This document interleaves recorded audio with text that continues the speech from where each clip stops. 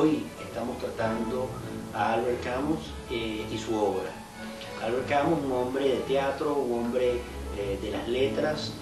que de una u otra manera giró toda su obra sobre la condición humana. Y dentro de eso, Emeterio estaba comentando el problema del ateísmo de Camus.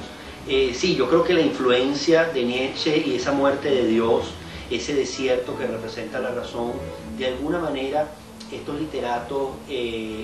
no lograron darse cuenta que denunciaban el fin de la razón, pero estaban muy inmersos en la argumentación y el planteamiento existencial dentro de la razón.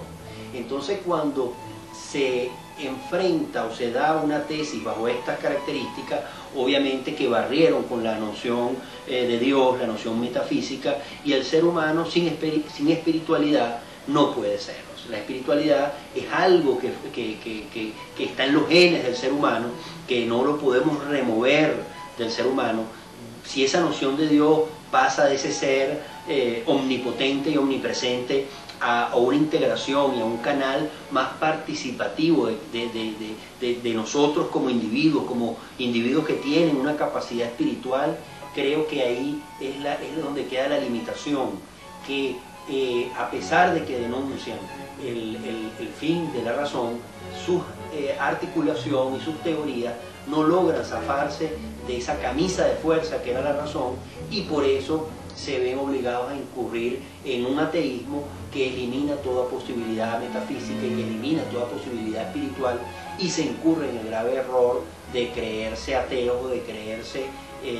por encima de cualquier factor espiritual, y entonces se incurre en ese vacío, en ese despropósito que ambos denunciaron como ese nihilismo, como esa falta de sentido a la existencia. Pero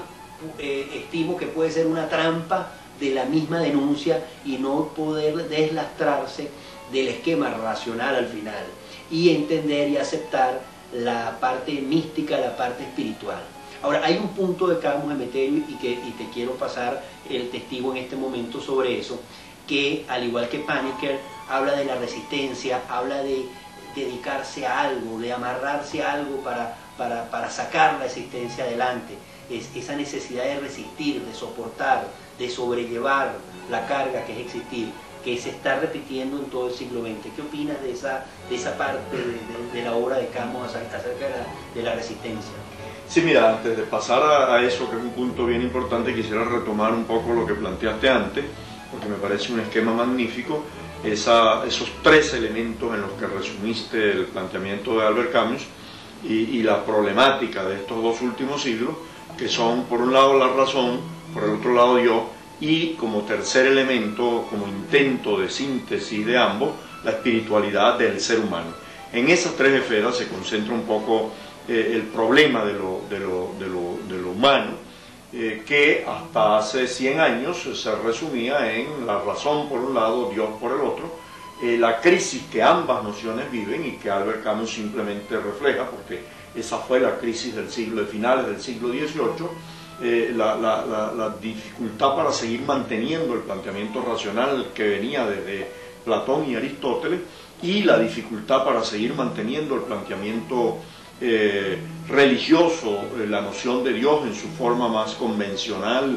y tradicional. Todo eso hace explosión a finales del siglo XVIII, se desarrolla esa crisis durante el siglo XIX, pero aparece entonces en el siglo XX, con hombres como Camus,